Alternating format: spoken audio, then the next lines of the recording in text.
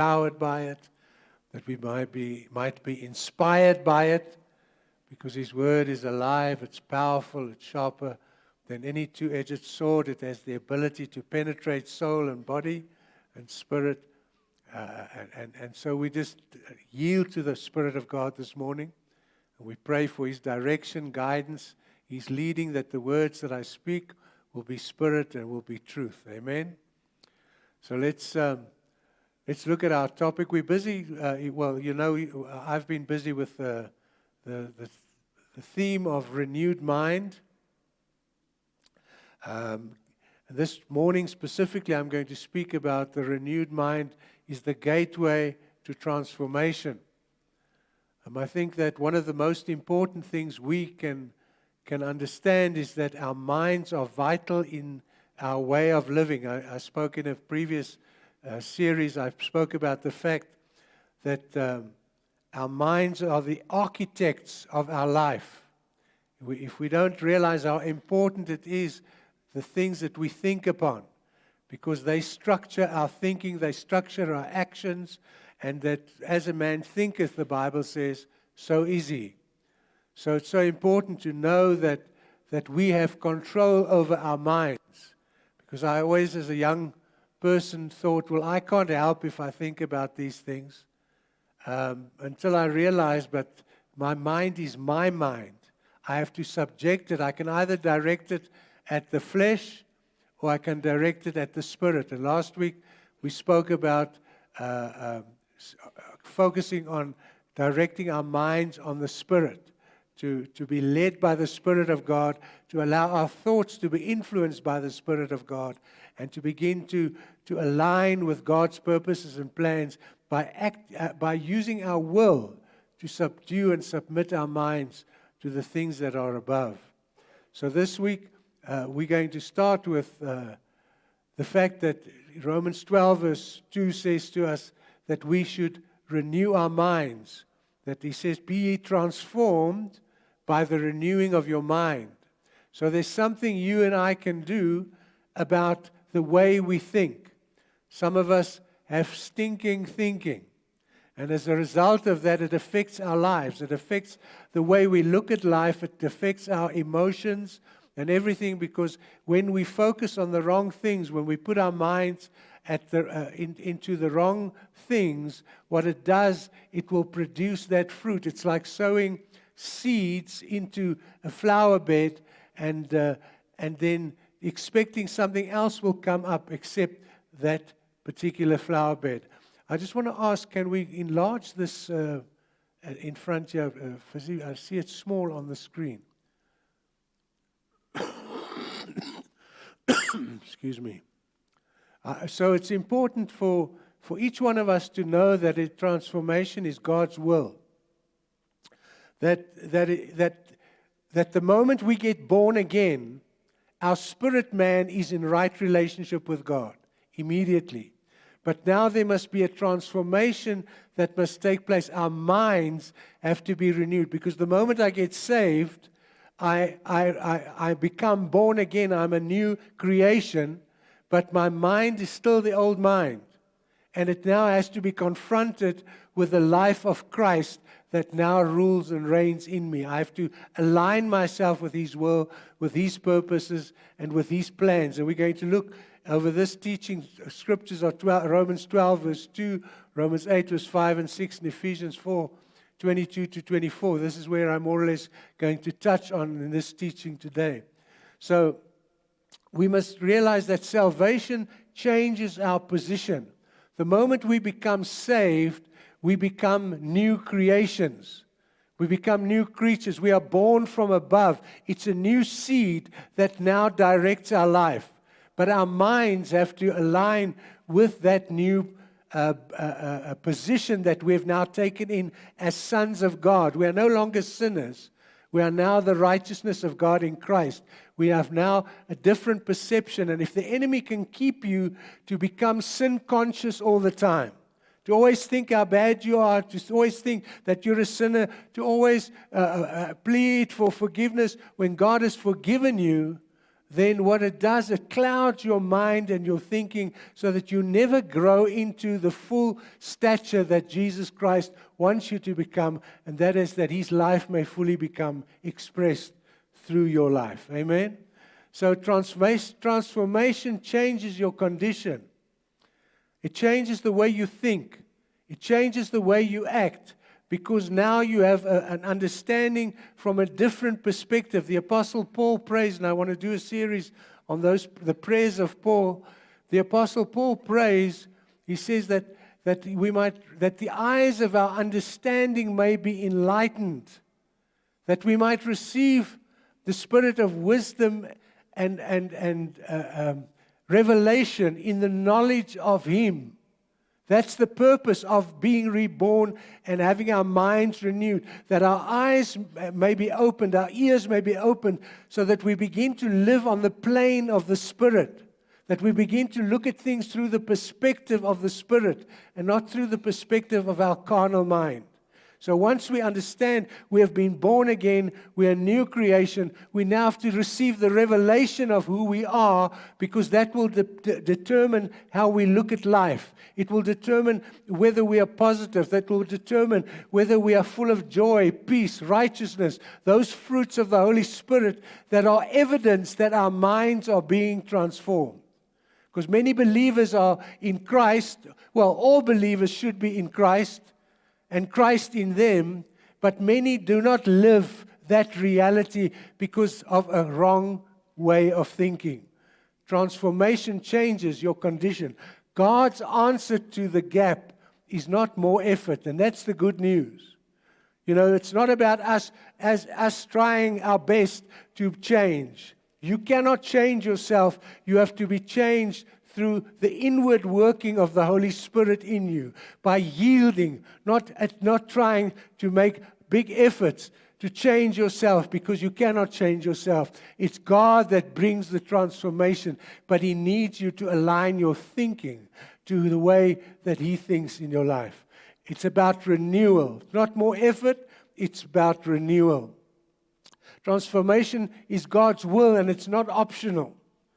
The thing is, you will never move into your inheritance. You will never move into that place of destiny. You'll never move into that place of victory, that place of peace, righteousness, joy, goodness, mercy, all the fruits of the Spirit, until you align your mind and see yourself as God sees you. When you are in Christ, you are a new creation, as I've said. You now begin to express the life of Christ. You now begin to become aware of the fact that you are representing the King of Kings and the Lord of Lords, and that God uses ordinary people like you and I to do His works upon the earth, to align, to partner with Him in this work, so that we can pray, let Thy kingdom come, let Thy will be done on earth as it is in heaven. We are cooperating with the Holy Spirit. God does nothing on the earth except He do it through His body. Amen. He has called His church to be the vehicles, the vessels, the instruments through which change must take place upon the earth, through which the kingdom of God expands as we share our resurrection life with those that are lost, those that are bound, those that are oppressed. And this morning I've got good news for you. If you are in this place this morning and you are being tormented in your mind, you are being tormented in your life, you are depressed, all those things are the result of wrong thinking patterns. It's not seeing yourself as God sees you.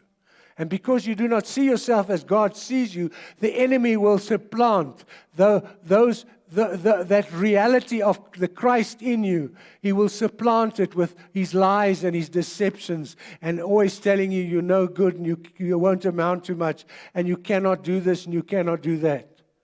That's a lie that he keeps on speaking into our lives in order to hold us captive, so that many of us, even though we have been set free, we are in Christ, many of us still live in bondage because we don't realize the reality of that state of mind that we should be in. Amen.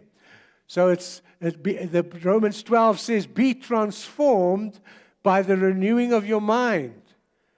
Then you will be able to test and approve what God's will is. You see, this whole mindset is determined by us knowing what the will of God is. And the way we know what the will of God is we study and meditate upon His Word, and we spend time in the Spirit, praying in the Spirit. Spend time meditating upon the Word. Spend time declaring those things that God has already done for us over our lives, so that we can become transformed and begin to look more and more like the person that God created us to be. Amen?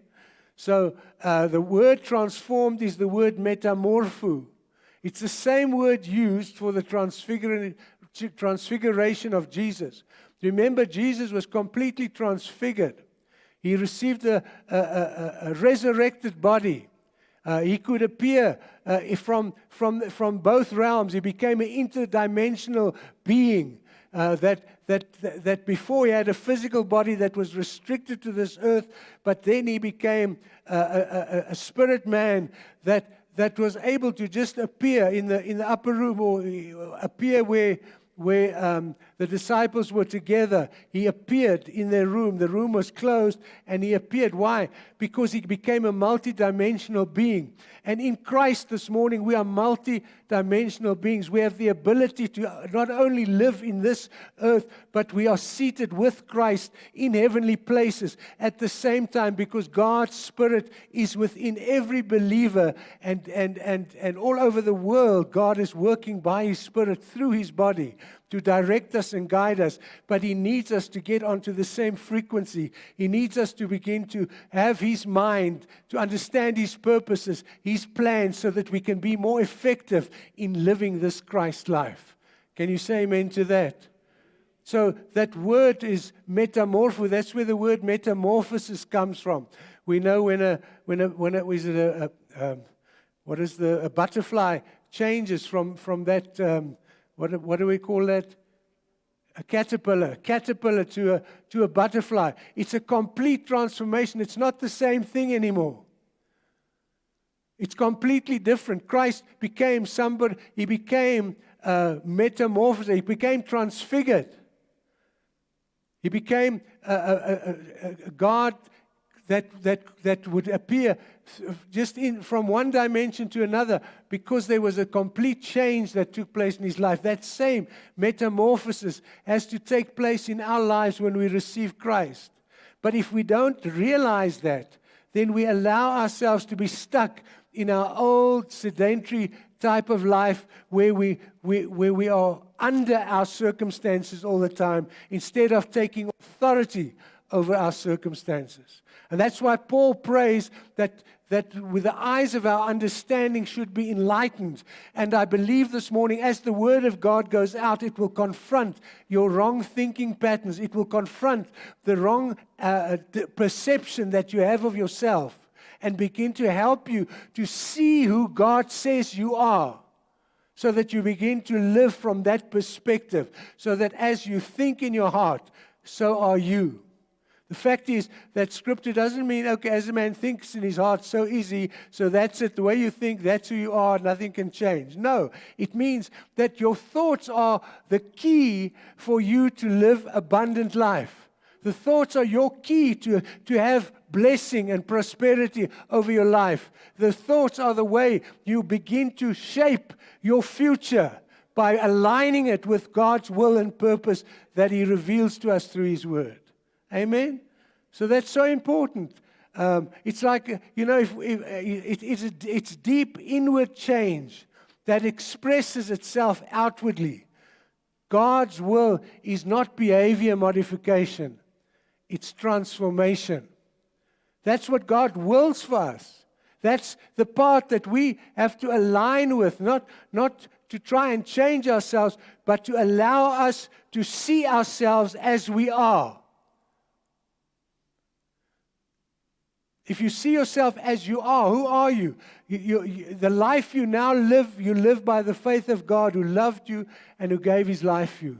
Paul says, it is no longer I that liveth, it is Christ that lives in me. If you begin to see yourself and understand that the life that is within you is the life of Christ, and that He desires to live His life through you so that you can live a life of abundance, so that you can live a life of peace, so that you can live a life of joy, so that you can, in the midst of the storm, be at rest. Isn't that such a wonderful thing in the times that we are living in, the challenges that we are facing, that in the midst of the storm, we have a secret place where we can be at rest, at peace, and confront the circumstances and situations around us, not from a position of a beggar pleading with God, but as a son cooperating with God. Hallelujah. You see, our prayers, much of our prayers over the years, and as I said, I want to speak on prayer in a couple of weeks. Much of our prayers are based on begging God to do things for us. But what we should do is we should pray for God to reveal to us who He has made us and what we are capable of in Christ. So that we see ourselves as we already are in Christ Jesus. And that will make our thinking completely change, the way we think about it. If we think in terms of a prisoner that is set free, the prison door is open, but he still thinks like an inmate. The door is open, but the mind keeps him inside. This is the condition of many believers. Legally free, but experientially captive. That's the tragedy of it, that this morning you have been set free. We've had communion.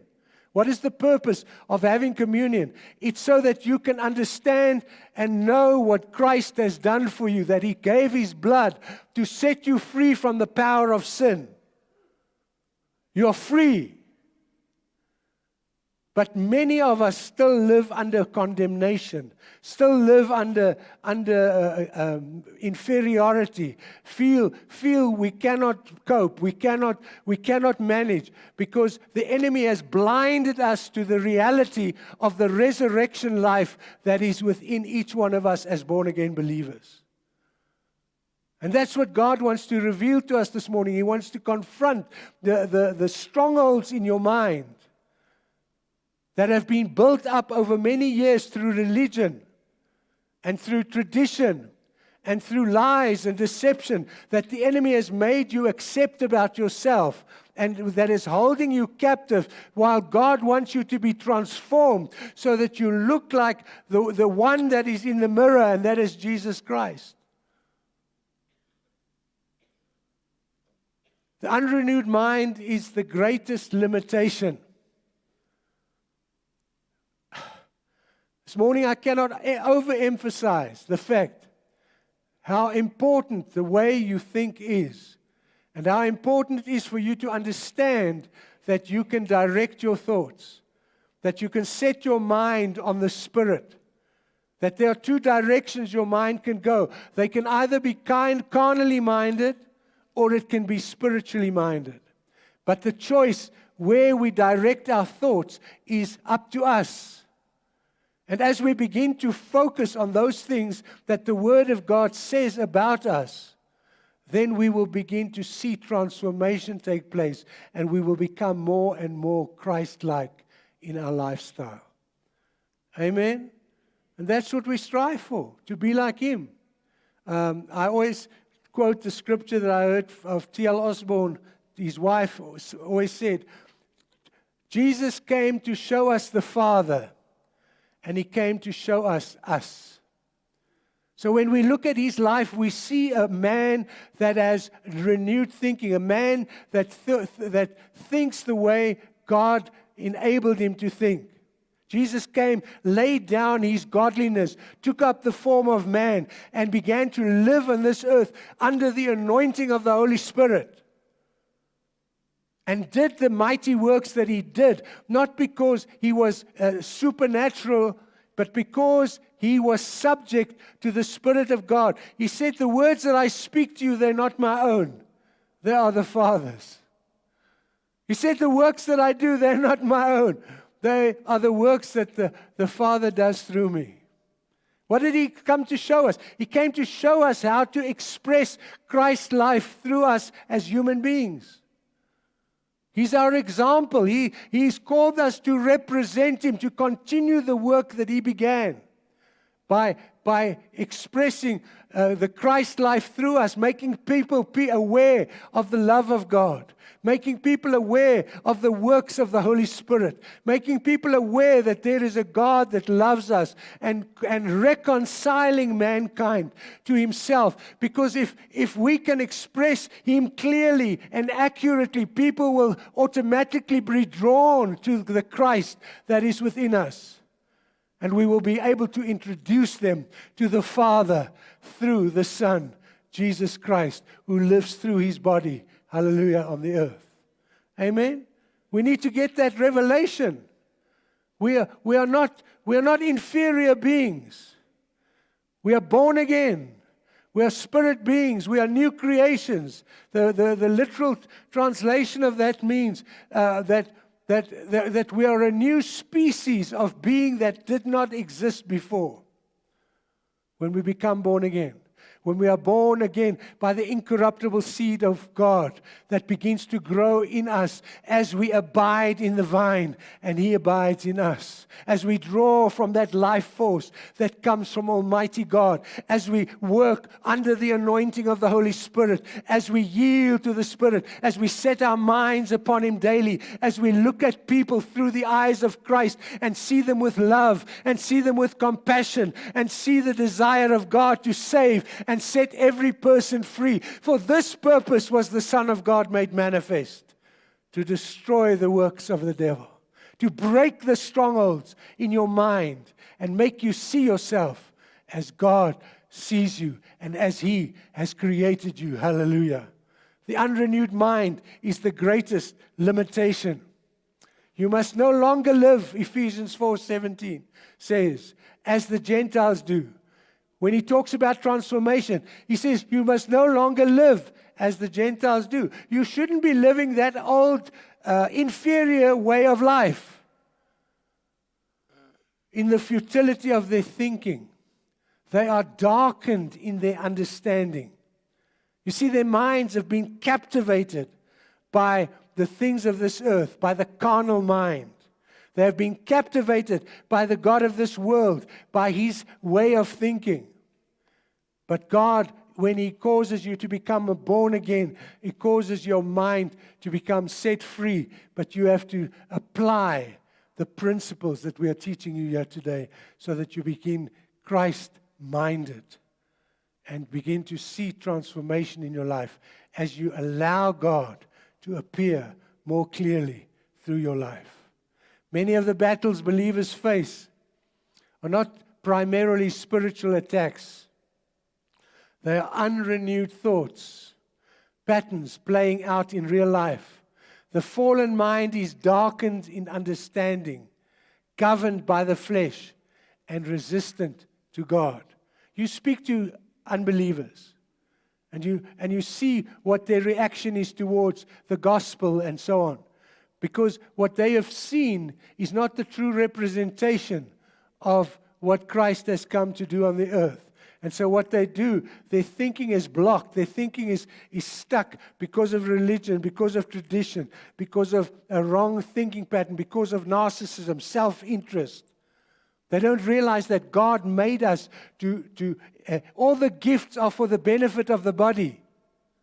They're not for our benefit primarily. The gifts are, everything that God does is so that we may share what He has given us with others. He's made us like that. He's made us unselfish. He's made us being able to do the works that Jesus did. To love those that are not so beautiful, to love those that are bound and oppressed, because we know that we have a solution to them. God can transform them. They can be transformed by the renewing of their mind, but they first need to have their spirit man reborn. And that happens through our sharing of the gospel of Jesus Christ. When we look at, to try and explain it in a way, it's about imagining upgrading your phone's hardware to the latest model, but never updating the operating system. The device is powerful, but it keeps running old, buggy code. Many believers have a new spirit. Well, I suppose all believers have a new spirit. But the hardware of the new creation, but they are still running the old mental software of fear, unworthiness, and worldly reasoning. Can somebody say, Aina? You see, we've been made this supermodel, the latest model, the most powerful model, but we're still working with the old software. And so we can never achieve and accomplish what we intended to accomplish because the software is out of date. It's holding us back.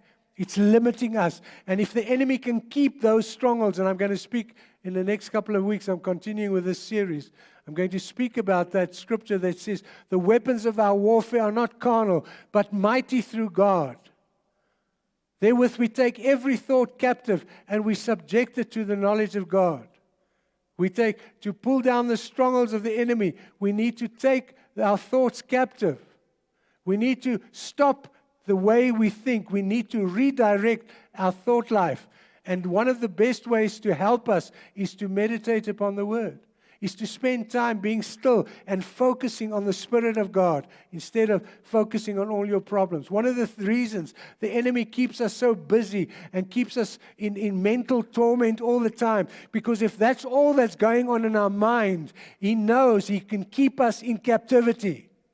He can keep us in a place of bondage, even though we are children of God, even though we're going to see God and we're going to heaven. But we cannot live the abundant life that Jesus purchased for us on the cross of Calvary. He says, I came that you might have life and have it more abundantly. That life is the Zoe. It's the God kind of life. It's His life in you. He's given Himself to you to live through you. To be, so that each one of us can be the unique expression of Christ within us. That's what God has done and accomplished for us. But if we allow our minds to see ourselves as inferior, to see ourselves as sinners, to see ourselves as no good, to see ourselves as unable, what it does, it limits us and keeps us into a place of bondage, building strongholds in our minds, so that even though we are more than conquerors, we live in a defeated life. God has already given you a new nature. You see, that's the thing. Many of us strive to become what we already are. That's the lie of the devil. To always make us think we're not good enough, make us think we still have to do this, we still have to do this. No, we received all things in Christ Jesus. He is our reward. Everything you need is in Christ, and Christ is in you. So your needs are met according to His riches in glory. Why? Through Christ Jesus, who is your life. God has already given you a new nature. Corinthians 5 verse 17 says, 2 Corinthians, if anyone is in Christ, the new creation has come. The old has gone.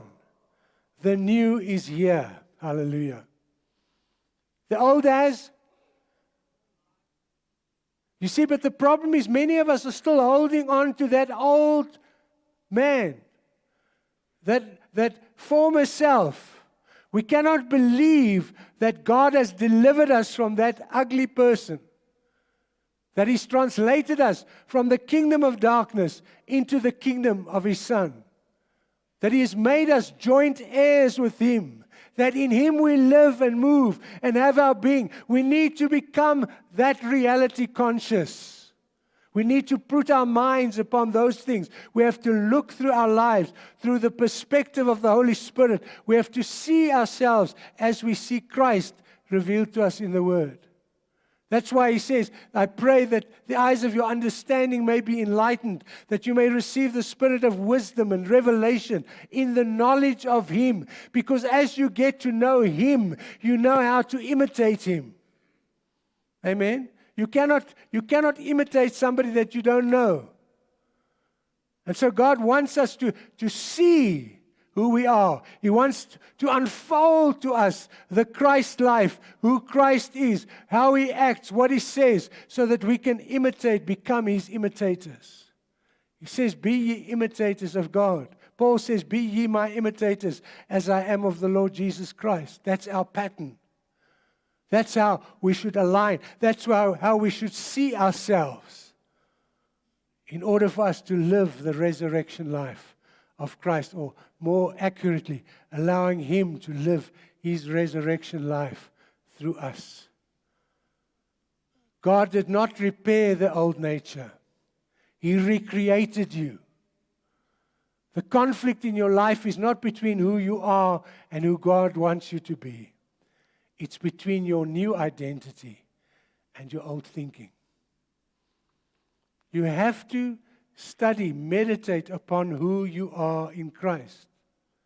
You have to go and look at the Scriptures and begin to renew your thinking, because your thinking will change the direction of your life. It will bring transformation. Amen? Are you awake this morning? It's such good news. This is such good news. It's such transformative news. It's such wonderful news that God has come to reveal His life through you and me. Wow. King's kids. We're not slaves. We're not servants. We're King's kids. We are kings and priests of Almighty God. We are a representation of the King of Kings and the Lord of Lords. Jesus said, if you've seen me, you've seen my Father. That should be the statement of each one of us when we begin to understand what God has accomplished in our lives when we receive Him as Lord and Savior. We are King's kids. We represent our Father. We have access to the throne of God. We don't have to beg our Father. Our Father wants to hang out with us. He has done everything to ensure that you and I can be reconciled with Him, to take away that which caused separation, the sin of man. He took that away on the cross. Why? So that He could become a tabernacle among us, so that His life could become our life, so that we could receive the benefit of the Christ life now living through us. But the enemy wants to prevent us from seeing that reality, so he can keep us stuck in our old way of life. You see, it's like an heir. An heir to a kingdom is raised in poverty. They will live like a beggar. A person that has received a wonderful estate according to the will of somebody, but they don't know about it and they continue to live like beggars with a beggar mentality. It's not because he is a beggar, it's because he thinks like one. Amen? Our thinking limits us. Our thinking holds us captive. Our thinking suppresses our lives so that we cannot live the abundant life that Jesus paid for. You're not becoming new. You are learning to think from newness. Remember, you have been made new. You have been born again. You are the righteousness of God in Christ. And now you have to begin to think from that perspective about your life and about what you can accomplish and what you can do. Renewal is the process that releases transformation. That renewal of your mind is the process that releases transformation. He says in Ephesians 4:22-24, put off your old self. I said, that's got a double meaning. I just thought of it. You can either, it's like putting off the old self, taking off this old jacket. Or it can also be switch off. Put off that old self that's always interrupting you, that's always telling you you're no good, that's always telling you you can't make it, that's always telling you you're a sinner. Put him off. He says, put off your old self. Be made new. in the attitude of your minds. Put on the new self, created to be like God. There the word tells you God wants you to be like Him. That's why He's put His Spirit in you. That's why He's given His life to you, so that you can live the life of Christ. Renewal is the bridge between identity and experience. Now this is very important. Remember, this is important. The bridge between identity. What is identity? Identity is who you are, but not who you were. Who you are now as a born-again believer. You have to understand that what God did is a perfect word. He exchanged His life for your life on the cross. Let that sink in. He exchanged your life for His life. You had to die in order to receive the newness of life.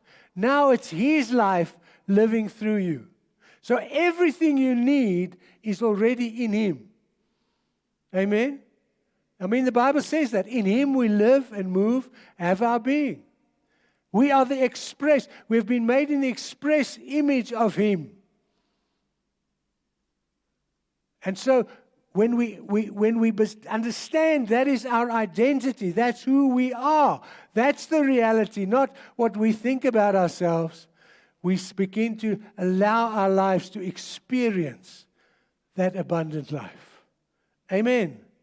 So how do we do that? We have to put off, in the first place, the old self. Identity. We have to put off the old identity and lay aside old patterns of thinking that contradict our new identity in Christ. So anytime a thought comes that contradicts your identity in Christ, you put it off. It's like switching off your TV. You say, boom, switch it off. Put it off.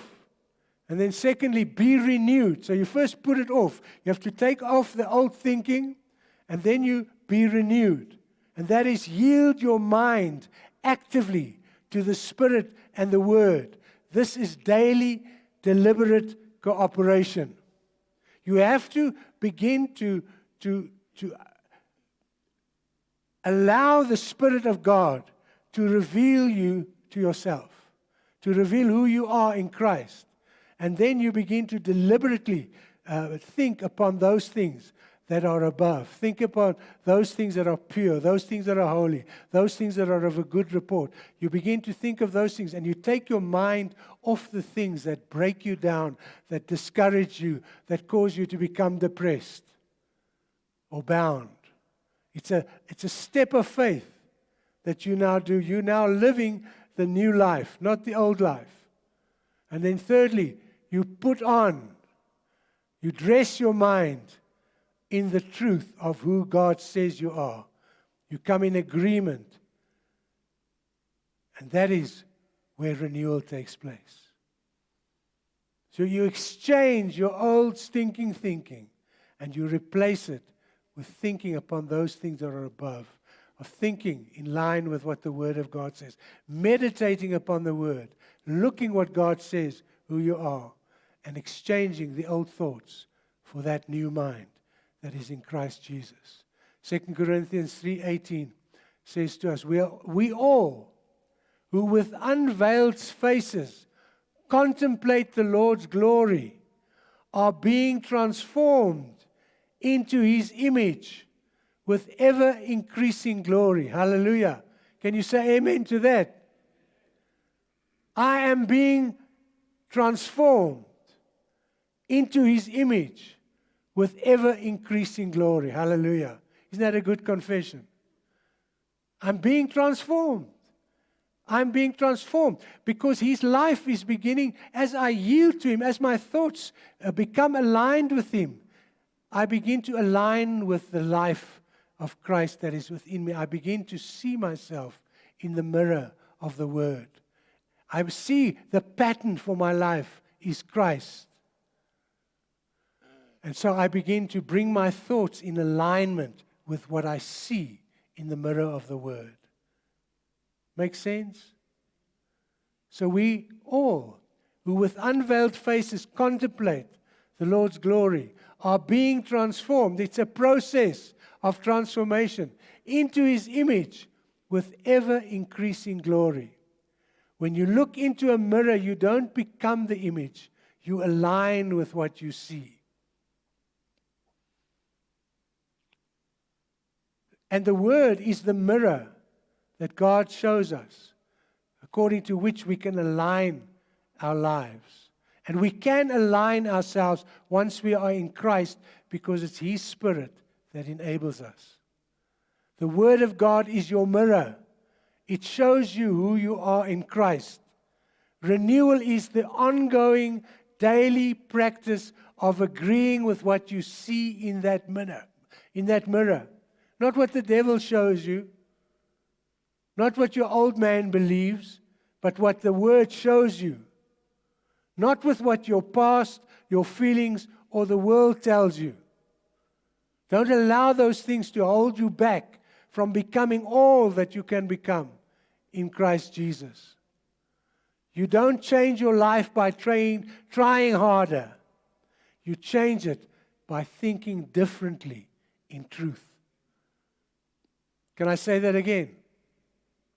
You don't change your life by trying harder. You change it by thinking differently in truth. I tell you, if we can just grasp, this few people this morning can just grasp the revelation of this word. That's why Paul prays for revelation.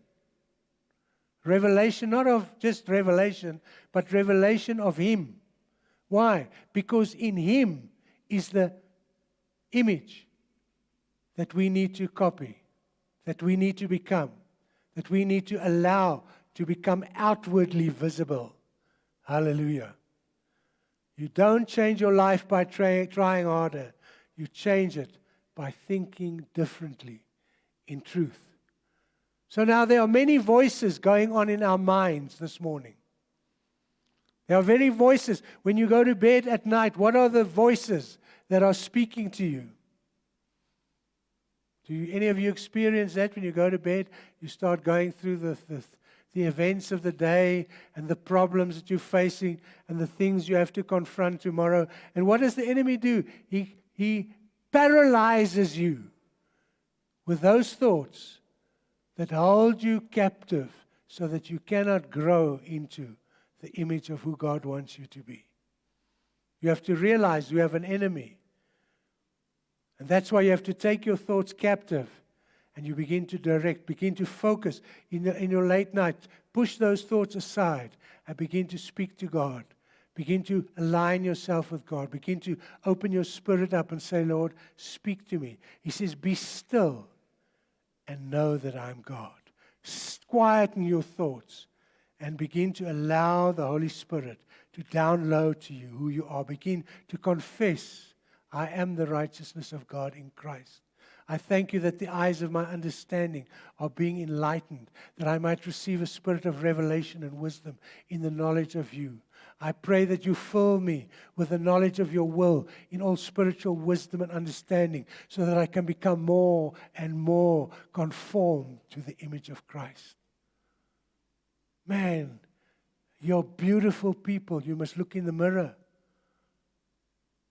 The Word says you are beautiful. The Word says you are powerful. The Word says you are righteous. The Word says you are more than a conqueror through Christ who strengthens you. And many, many other things the Word says about you. But you say, no, I can't believe that. That's your problem. Your thinking is stinking. The issue is not whether God has spoken. The issue is what voice are you choosing to agree with today? I think that many of us have this impression that we have to beg God to speak to us. You know, please, God, help me, show me. And I'm going to touch on that in prayer. But God wants to speak to us. He just wants your mind to get quiet so that you can hear Him speaking. My wife had a vision once, or a dream. She said she was sitting in the hairdressing salon, and in those days, the ladies will know they had those big cone things that they put over your head to dry the hair with the curlers. Can you remember that? So she was sitting with this thing over her head, and of course the air blowing in her hair, and Jesus was standing there trying to speak to her.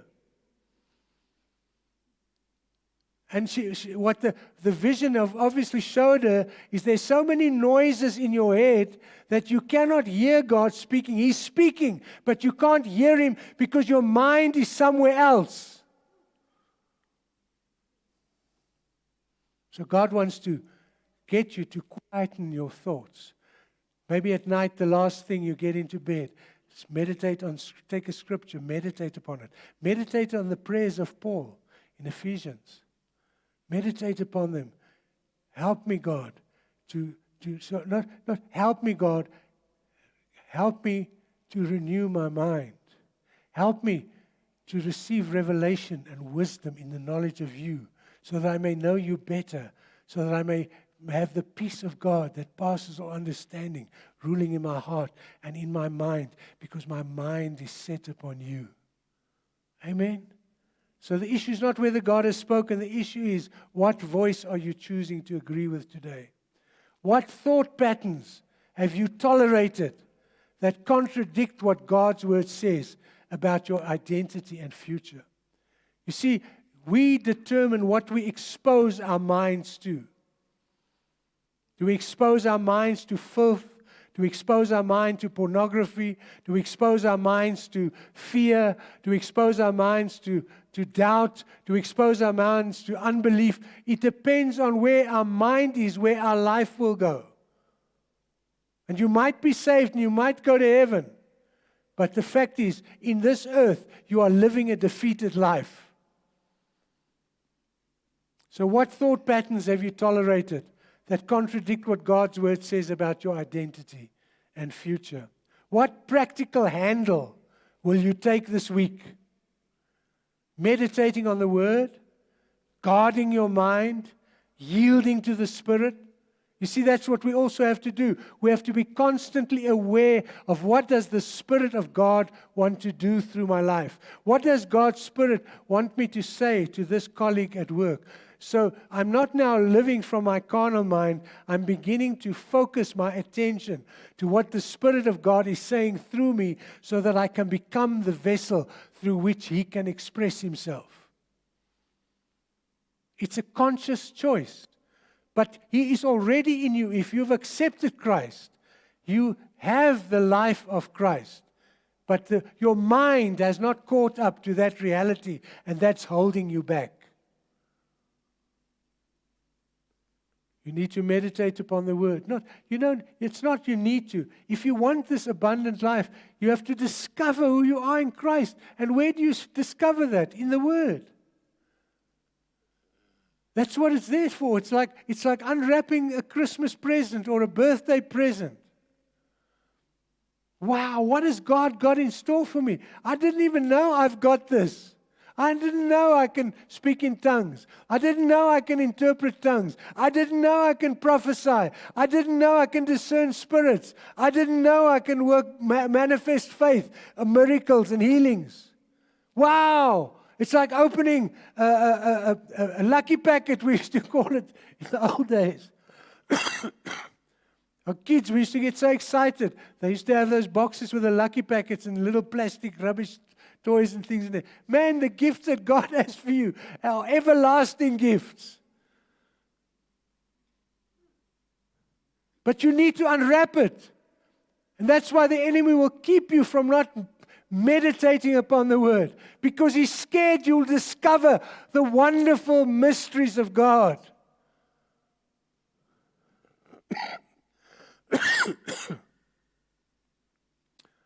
So let's make this declaration this morning. Stand up to your feet now.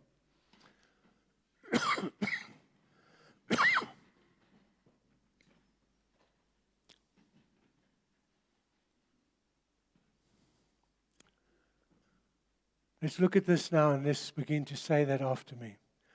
Lord, renew my mind. Align my thinking with your truth. Let your word become my reality. I choose to think in agreement with who you say I am. Now just remain standing like that. This morning I want to pray for people that have confusion in their mind. I want to pray for people who have strongholds in their mind, who have difficulty in thinking straight. That the enemy has attacked your mind so often that you feel you cannot control your mind and your thoughts. Now I'm not going to call you forward, but I just want you to acknowledge who you are. Just put up your hand and say, Pastor, pray for me. Pray for me. I see the hands. I see the hands. People whose minds are under attack. You are attacked by fear. You are attacked by doubt, by unbelief. Those things are holding you back from seeing yourself as God sees you. And I want to pray this morning, and we're going to break. And some of you have been bewitched. Some of you have spirits that are blocking God's Spirit from revealing Himself to you.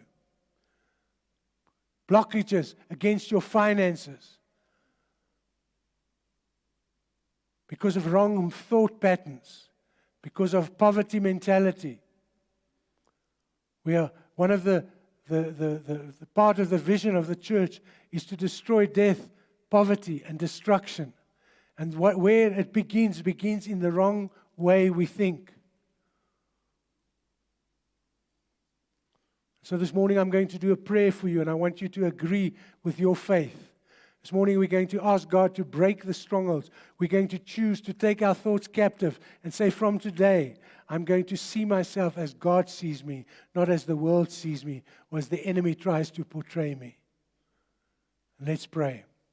Father, thank you this morning for the privilege that we have of receiving your life, the life of Christ, in each one of us as believers. Lord, I pray this morning that as we've heard your word, that your word has confronted strongholds in our minds, strongholds of unbelief, of doubt, of fear, strongholds of lack, strongholds of separation from you, the Almighty God, thinking that you are God that is distant. I pray this morning, Lord God, that you have revealed yourself through your word. You have said in your word, you shall know the truth, and the truth shall set you free. Father, in the name of Jesus, I come against every witchcraft curse attacking the minds of your people. I bind those works. I rebuke those spirits. I break those curses. I annul them through the power of the blood of Jesus. I declare Christ became a curse, having hung on a tree, that the blessing of Abraham might come upon the Gentiles. And this morning, Lord God, we take possession of your blessing. We take possession and we cast down every curse, every hex, every jinx, every spell, everything that has come against our minds to undermine who we are in Christ. We cast it down in Jesus' name. We declare the blood of Jesus upon our minds. We declare that our minds are loosed from every oppression, from every spirit of fear. We bind fear and we loose peace upon our lives. We bind doubt and we loose faith upon our lives. In the mighty name of Jesus this morning, Lord God, we pray that through your Holy Spirit, you reveal to us the resurrection life of Christ in which we have become one. In Him we live and move and have our being. As He is, so are we in this world. That's what your word says. That's what I believe. That's what I confess. That's what I think upon. I am the righteousness of God in Christ. I break every sinful mindset, every person that does not realize that Christ came to set the captives free. Lord God, I set them free in the name of Jesus. I pray for a revelation of your will this morning. I pray that every incorrect thinking pattern be exposed and people begin to redirect their thoughts upon the things that are above, where Christ is seated in heavenly places.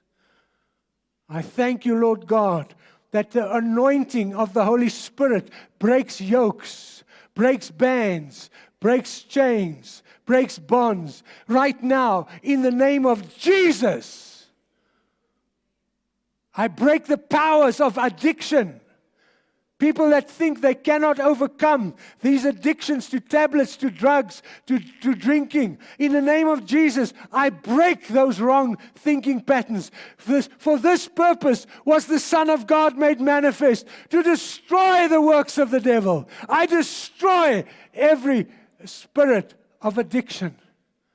In the name of Jesus Christ of Nazareth, I break your power over God's people. I come against every spirit of infirmity.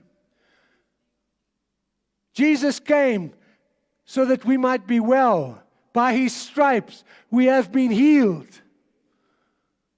I am healed by the stripes of Jesus. I pray for a revelation of your will. I pray that your word shall become revealed to each one of us. I pray that the truth of your word will confront every wrong perception. We take every thought captive and we subject it to the knowledge of God. In Jesus' mighty name. And all God's people said, Amen. Let's give the Lord a shout and a praise. Hallelujah. Hallelujah. Hallelujah. You can take your seats. Thanks. We're going to take up the offering right now. And if you're blessed, give God